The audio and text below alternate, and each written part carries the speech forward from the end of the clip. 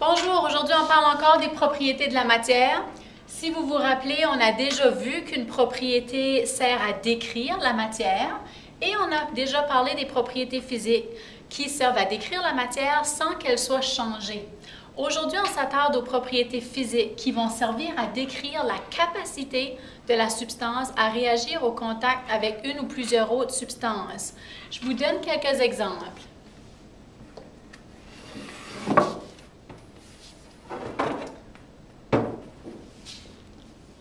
Donc, la combustibilité, ça c'est une propriété chimique.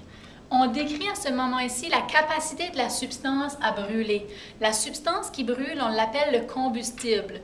Donc, une substance qui est combustible, c'est une substance qui est capable de brûler.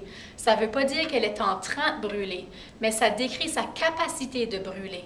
Donc, une feuille de papier ou un morceau de bois sont combustibles. Et ce sont des combustibles aussi. Donc, ils sont capables de brûler. Pour que la substance soit combustible, ça veut dire qu'on décrit sa capacité de réagir avec de l'oxygène et de la chaleur. C'est comme ça qu'on fait un feu. Pour faire un feu, on a besoin de la substance qui va brûler, qui est le combustible. On a besoin de l'oxygène et on a besoin d'une source de chaleur pour faire le feu. Et à chaque fois qu'on a une réaction de combustion, on va toujours avoir du dioxyde de carbone de produit et de l'énergie. L'énergie du feu, on va le ressentir sous forme de chaleur et on va le voir sous forme de lumière aussi. Donc, la combustibilité, c'est une propriété chimique parce qu'on décrit la capacité de la substance à réagir avec l'oxygène et la chaleur. On peut aussi parler tout simplement de la réaction avec un acide. Certaines substances vont être capables de réagir quand on va les mettre dans l'acide. Et comment on va faire pour le savoir? Bien, il y a des petites bulles qui vont être formées.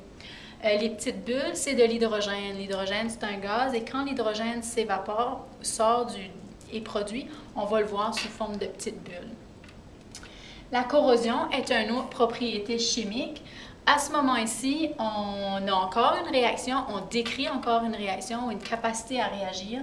Et là, à ce moment-ci, ça prend un métal et de l'oxygène. Donc, on décrit la capacité du métal à réagir avec l'oxygène. Un exemple commun de corrosion que vous connaissez tous, c'est la rouille. Donc, la rouille va se produire avec le fer, qui est un métal, et le fer, quand il va entrer en contact avec l'oxygène, on obtient l'oxyde de fer, communément appelé la rouille.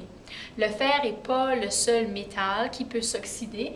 La majorité des métaux vont s'oxyder à une différente vitesse. Si on prenait par exemple l'exemple du toit du Parlement canadien qui est fait en cuivre, le cuivre qui est un métal rouge, quand il va s'oxyder, va devenir une substance verte qu'on appelle la patine. Dans le toit du Parlement canadien qui a sa couleur verte, c'est dû à une réaction de corrosion. Quand on dit que le toit du Parlement est vert, on décrit sa capacité. Si on dit qu'il est vert à cause de la corrosion, on décrit la capacité du cuivre à réagir au contact à l'oxygène pour former ce qu'on appelle la patine, qui est cette substance verte-là. Donc, qu'est-ce qui est commun dans les trois exemples que je viens de mentionner? C'est vraiment de prendre conscience qu'une propriété chimique décrit une réaction ou une capacité d'avoir une réaction avec une ou plusieurs autres substances. Et contrairement aux propriétés physiques, dans ce cas-ci, la substance va être changée, la matière va être changée si la réaction a lieu.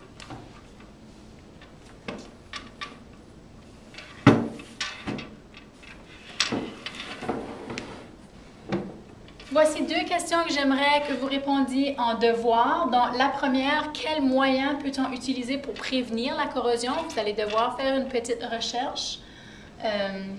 Donc, on sait que les métaux, les choses qu'on achète qui sont faites en métal, on ne veut pas qu'il y ait de la corrosion parce que le métal peut commencer à s'effriter et se briser. Et à ce moment-là, il doit être remplacé, ce qui coûte de l'argent. Donc, si on peut avoir des façons de prévenir la corrosion, on peut garder notre métal intact et utiliser notre substance, notre produit plus longtemps. Donc, c'est quoi les façons que nous, on utilise de nos jours pour prévenir la corrosion, pour ne pas qu'il y ait de corrosion sur nos objets? L'autre question, nomme des propriétés, et à ce moment-ci, ça peut être des propriétés physiques ou chimiques, pour lesquelles on choisit de fabriquer des vêtements en laine plutôt qu'en métal. Donc, ces deux questions-là devront être répondues pour le cours de demain. Et c'est tout ce que j'ai pour aujourd'hui. Merci.